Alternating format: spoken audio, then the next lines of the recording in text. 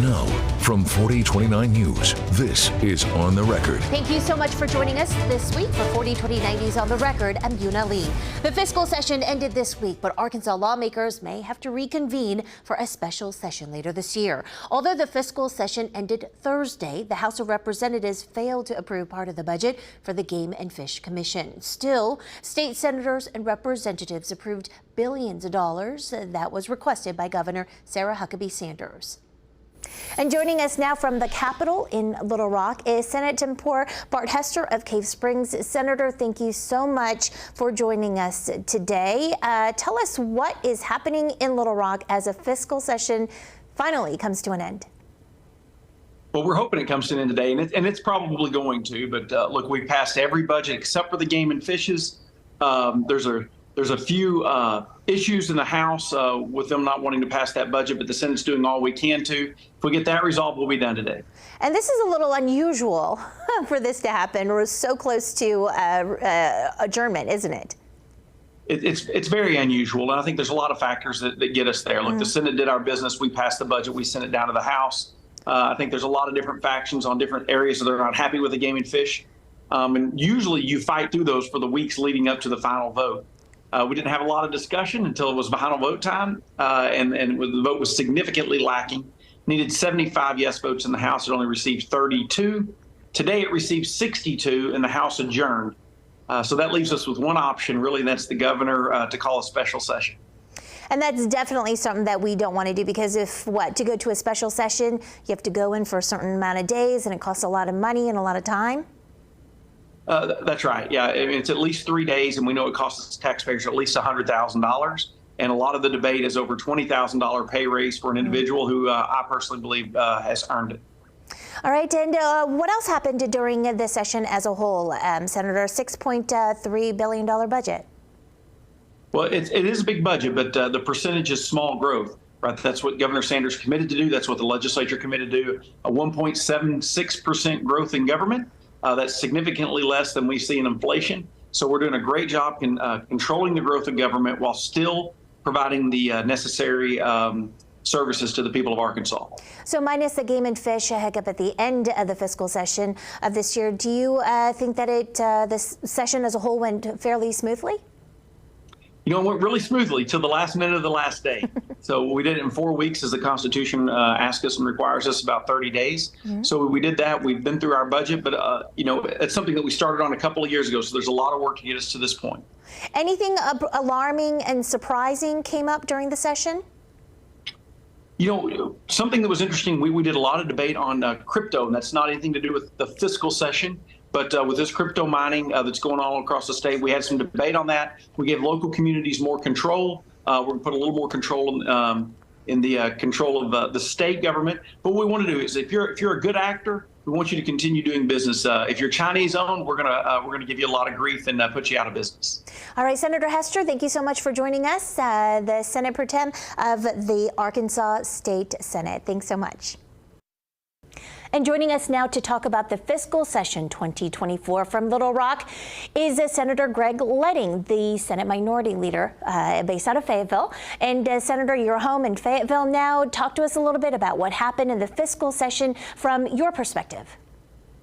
Well, lawmakers, as they do every even-numbered year, got together for just about 3 weeks to consider tweaks to the state's budget and pass a number of appropriations, resulting in a budget of about $6.31 billion for the next fiscal year, which will begin July 1.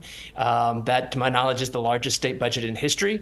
You probably have heard that it is one of the most conservative budgets, though, in recent years, because growth this year over last year was just 1.76%. That's true, but it's only the smallest increase since 2022. So nobody should get too proud of themselves here.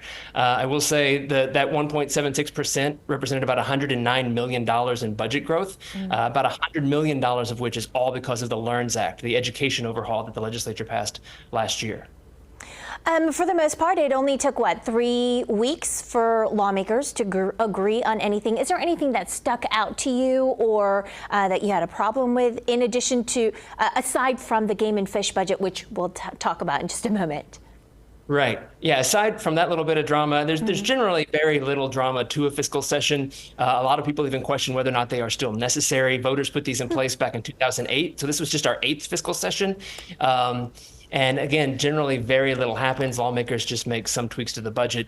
We do have a lot of concerns, at least on the Democratic side of the aisle, about the budget growth with regards to just LEARNs. Again, the LEARNs Act accounted for $100 million of the $109 million in spending growth, and we expect that cost to rise. And we're all for, keeping spending under control, but we shouldn't do so artificially.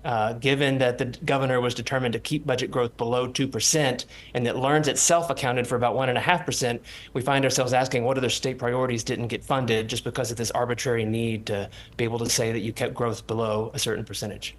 So education still seems to be a very hot topic and a divisive one in Little Rock.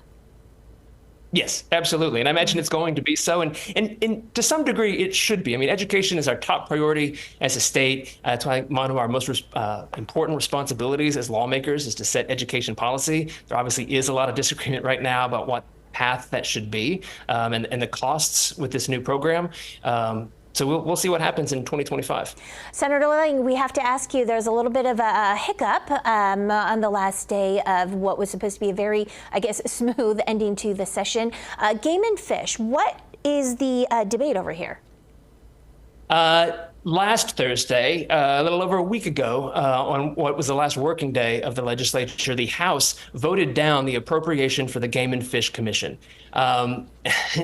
And it came well short of the 75 votes it needed. I believe it only got 32 that day. It has a lot to do with some disagreement in the House over a potential salary increase for the director. The commission, wanting to stay competitive with surrounding states, was asking to raise the appropriation for the salary, the director's salary, to go from $150,000 to about $190,000, so a difference of about $40,000 there. The commission made it clear they hadn't even decided whether or not they were going to actually raise the director's salary. They just wanted an appropriation that would allow them to do so. For anybody who's not familiar, an appropriation is basically just like a bucket that holds money. It doesn't necessarily mean you're going to get that much money.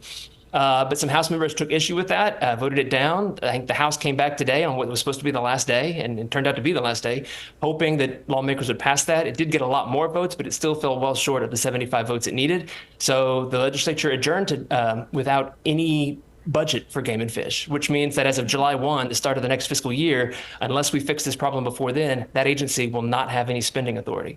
All right, and we are recording this just for our viewers who are watching 4029 News on the record that it was recorded on Thursday. Also, crypto mining, that was a hot topic. What happened there? Did you have any issues with crypto mining bills and legislation? There was quite a lot of discussion on that particular topic. It was one that for a lot of us, both Republicans and Democrats, we didn't feel that the fiscal session was the appropriate place to address that for a number of reasons. Fiscal sessions are supposed to be limited to budget bills. And we genuinely think that's what our Arkansan voters wanted when they put these in place and still want today. I don't think they want the General Assembly meeting and regular session every year. And every time we open up the fiscal session, it's one more step in that direction. But there was also just concern that what was supposed to have been just about 9 working days for the fiscal session, that we would be able to come up with an appropriate and meaningful answer to a very complex issue while also trying to address the budget. So a lot of us felt that it was, while there is a clear need here to fix something, that it'd be better left for either a special session where we could have more time to collaborate, or we just wait until 2025. We do know that ultimately we ended up passing, I believe, a pair of bills, including one by the sponsor of the legislation that passed in 2023. And hopefully this does provide some kind of relief to those Arkansans who are affected by this. But I imagine you're going to see the legislature, again, Democrats and Republicans, come back to address this issue more aggressively in next year's regular session. All right, Senator Greg Leding joining us at the end of the fiscal session. Thank you so much for joining us today, and we'll be right back.